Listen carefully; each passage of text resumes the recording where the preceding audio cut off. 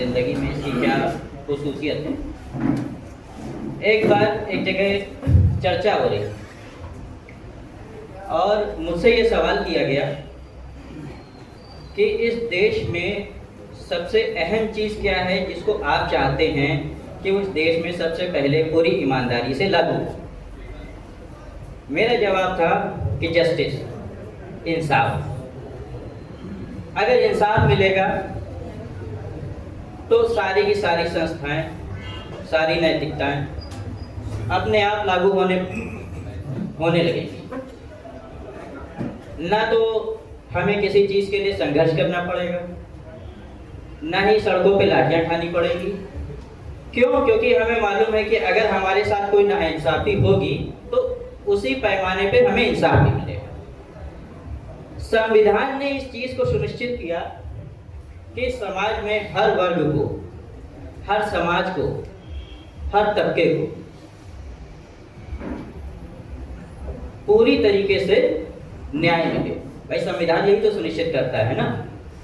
संविधान ये सुनिश्चित करता है कि उमैर साहब की आज़ादी वहीं तक है जहां से राजू भाई की आज़ादी शुरू होती है।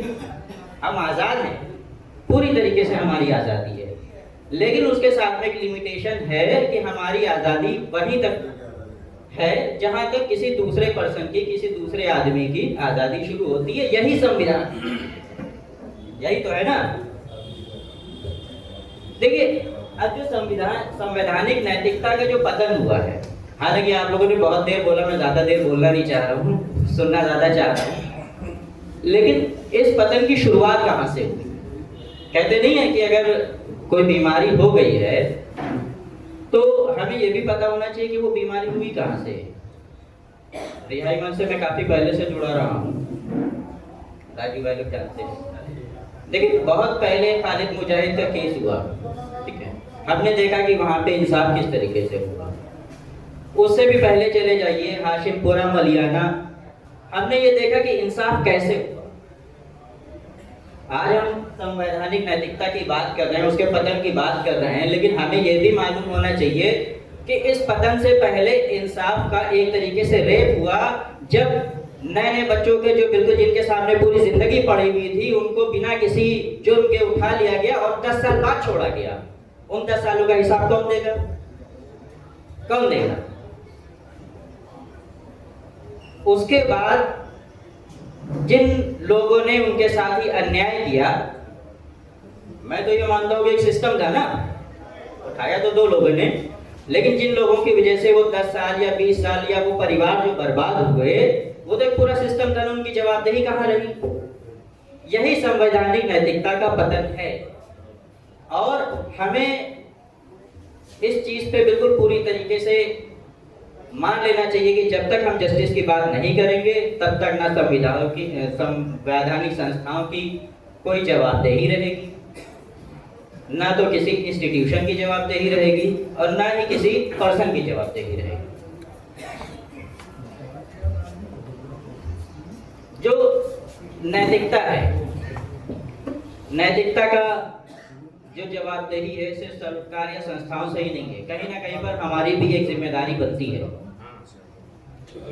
पहले की सरकारों में हम देखते थे कि सरकारें इस बात के लिए प्रमोट करती थी कि ये देश जो है, ये देश क्या है?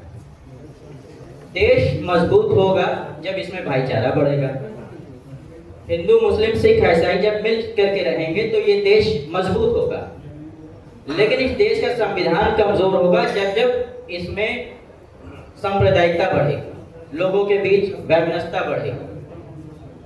और इस चीज़ के लिए वो पूरी कोशिश करती थी कि इसमें सांप्रदायिकता ना बढ़े, लोग मिलजुल करके रहें। बहुत सारे ऐड टीवी पर चलते थे और इसके अलावा लोगों को प्रमोट किया जाता था कि अगर कहीं पर किसी के खिलाफ इनजस्टिस हो रहा है तो वो लोग विभिन्न माध्यमों से अपनी कंप्लेंट कर सकते थे या आवाज़ उठा सकते थे और उन पर सरकारें किसी भी तरह का दमनकारी नीति नहीं चलाती थी।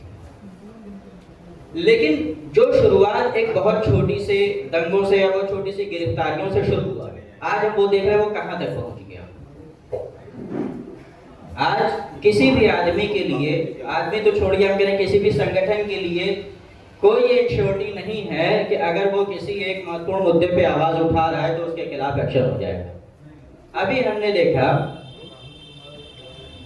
जो फेसबुक, ट्विटर, व्हाट्सएप जो आजकल एक बहुत ज़रूरी माध्यम बन गया है अपनी आवाज़ उठाने के लिए, उस पर क्या होता था, पहले मिनिस्ट्री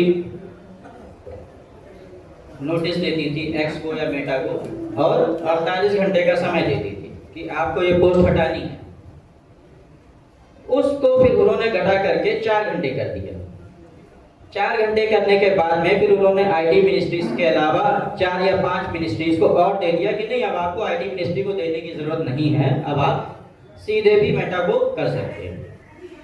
और अभी 2-3 दिन पहले मैं देख रहा था उन्होंने उस 4 घंटे के टाइम को भी घटा करके 1 घंटा कर दिया, ताकि पहली चीज तो जो आवाज उठ रही है वो दबा दें, और अगर उसमें कहीं से भी मुश्किल होती है तो 1 घंटे के अंदर इस तरीके की चीजें उसको हटा दें। तो चीजें यहाँ तक पहुंच गई हैं जो एक छोटी सी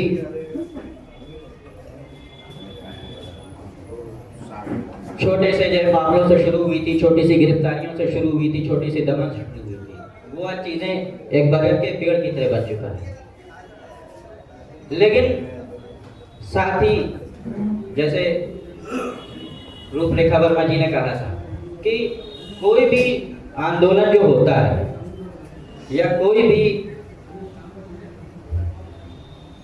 जन आक्रोश होता है वो ऐसा नहीं होता है कि कहीं भी किसी भी जगह के सारे लोग उसमें इन्वॉल्व होते हैं, बल्कि बहुत मुट्ठी भर लोग होते हैं। जो यहाँ पर लोग हैं या जो बहुत छोटे छोटे लोग काम कर रहे हैं, उससे हमें कहीं ना कहीं ये उम्मीद जगती है कि ये जो संवैधानिक नैतिकता का पतन है बहुत ज़्यादा दिन नहीं चलेगा और इंशाअल्लाह जल्दी जल्दी इसका खात्मा हो। बहुत बहुत शुक्रिया।